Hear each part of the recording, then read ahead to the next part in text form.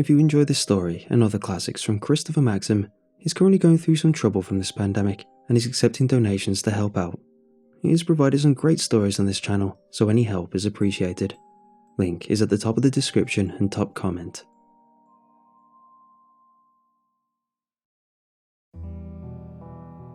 I graduated from high school a few years back. I still live with my parents, but I'm using this time to my advantage. They're kind enough to not charge rent, and that allows me the ability to save up almost every penny I make. The hope is that I can one day start up a small but legitimate business and move into my own apartment. You know, the American dream. You see, much to my parents' dismay, I don't have a steady job. I prefer to take a DIY approach and be my own boss. I buy and resell things online and take up odd jobs here and there to supplement my income. With the help of social media and Craigslist, I'm able to regularly mow lawns in spring and summer, rake leaves in autumn, and shovel driveways in winter. Eventually, I'll have enough to buy a decent car and reach clients outside of town, and maybe even hire a few lackeys.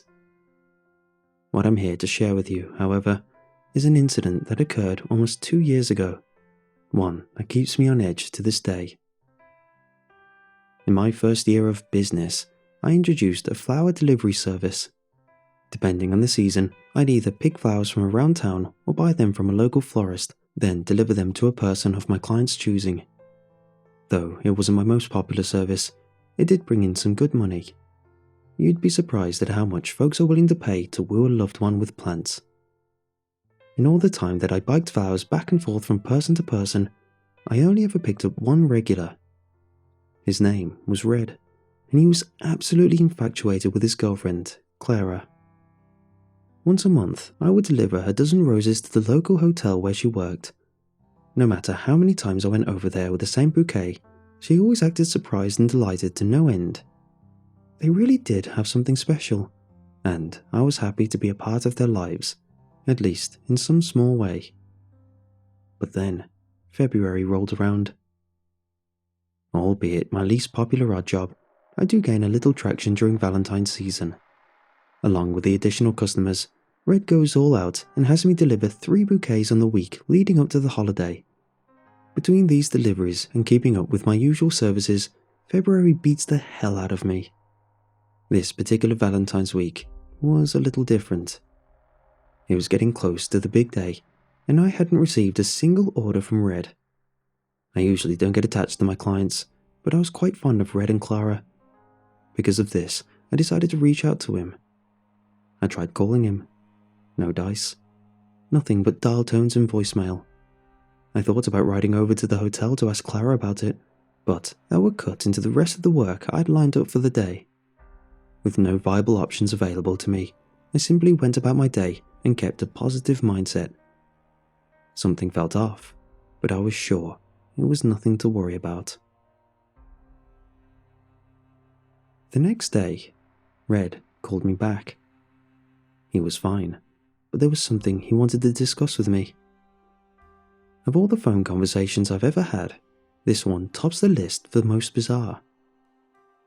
Red hadn't ordered any flowers because he was getting ready to pop the question to Clara. He wanted the lack of gifts that week to leave her confused and then catch her completely off guard on V-Day by asking her for a hand in marriage. I was happy for them, but that's when the conversation took an unexpected turn. Red didn't have a ring. He was wealthy and could afford whatever jewelry he wanted, but not just any engagement ring would suffice. He wanted his mother's ring, the one his father proposed with. It was the only one he felt was fitting, the only one worth enough to be wrapped around a finger. There was just one problem. His mother was buried with it. And then came the weird part. Red offered me $10,000 in cash to dig up his mother's grave and retrieve the ring from a dead finger. He said that he would do it himself, but he didn't have the nerve. He couldn't bring himself to defile her gravesite like that. He wasn't exactly comfortable with me doing it either, but he truly felt this was the only way he could propose to his one true love. I pleaded with the guy. I really did. I told him to go to Jared's. I mean, women love rings from Jared's. Seriously. But alas, he wouldn't budge on the matter. And whether it was the allure of money that I could use to expand my business or the desire to help out a desperate friend in need, I begrudgingly accepted the job. I'm not going to make any excuses here. I know you think I'm crazy for doing it, and yes, I most certainly was. I know this now. Hell, I knew it then too. But have you ever looked back on something you did in your past and wondered, what the hell was I thinking? Well, this was one of those moments for me. And try as one might, you can't go back and change the stupid stuff you've done. This is something I'll just have to live with. Under the light of a full moon, I biked over to the cemetery. As conspicuous as the shovel protruding from my backpack looked, I managed to make it the whole way there without any trouble. After passing the black entrance gates, I laid my bike down and set out on foot. The graveyard was consumed by a late winter chill and an uneasy silence. My footsteps cut through the crisp night air, creating echoes that danced from headstone to headstone. I turned back from time to time and told myself it was to check for passing cars, but really, I was afraid of ghosts lurking in the shadows. I never really believed in them, but being surrounded by hundreds of buried corpses in the middle of the night can do a number on your psyche. Growing more nervous with each passing moment, I trotted to the back of the cemetery in haste. My hurried pace was soon impeded by a fresh pile of white marble upon which was etched the name Abigail Grovewood in stunningly elegant font. This was it. This was Red's mother, right where he said she'd be. It was time to get down to business. In the hopes of saving at least a little bit of face, I will say that in this moment, what I was doing did feel deeply wrong on a moral level.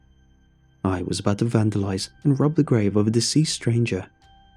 She didn't deserve this, and I very well knew it. How would I live with myself knowing that I disturbed her peaceful slumber? That question had a simple answer. With $10,000 in my pocket, that's how. I had come too far to turn back, and I foolishly felt that this was the best way to further my financial endeavors. May God have mercy on my soul. The whole process only took about 6.5 hours, a little less time than I expected. I suppose shoveling driveways every year prepared me for this pivotal yet strange moment in my life. After all was said and done, I looked at the coffin below and panted profusely. Despite being utterly exhausted, I had no time to waste. Daylight was on its way, and I had to get the hell out of Dodge before it shrouded the land of the dead. With how narrow the hole was, there was no way I could open up the coffin by conventional means. Adding insult to injury for poor Abigail, I had to use my shovel to break through the confines of a deathbed. Eventually, I desecrated the entire cover, allowing me ample room to retrieve the ring, no matter which hand it was on. Victory was within reach. Before taking my prize, I looked at the woman I was about to steal from. The sight of her corpse was a grotesque one. She'd only been buried for about a year, so her flesh had not fully decayed yet. It sat on a skin like batter on an undercooked drumstick. To top it off, maggots crawled around every inch of her. It was sickening. Just as I was about to reach past the flesh-eating bugs and grab Abigail's hand, something crazy happened. It was dark, that's for sure, but I swear I saw her begin to sit up in a grave. The movement was subtle, but it was enough for me to take notice. I was startled, but it took a few seconds for the gravity of the situation to sink in. When it did, I became so spooked that I hightailed it out of there without a second thought. And that was the gist of my late-night adventure. Pretty lame, right? I went through all that grief just to chicken out at the last minute. Pathetic, I know. But you weren't there to experience it.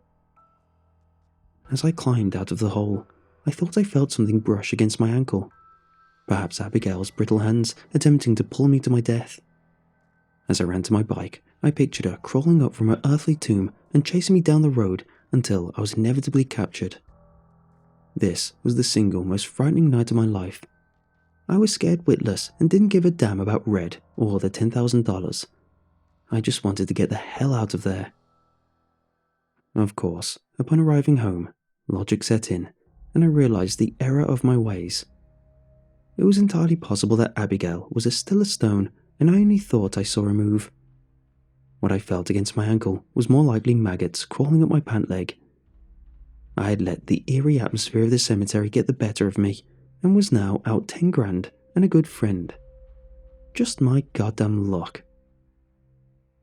I almost went back, but the sun was beginning to rise. I couldn't risk being spotted and going to jail, though that was a likely outcome regardless. Instead, I wallowed in self-pity and ignored Red's calls for a couple of days. Soon enough, my failed grave robbery was all over the news. But here's the thing. When the police discovered my handiwork, something was profoundly amiss.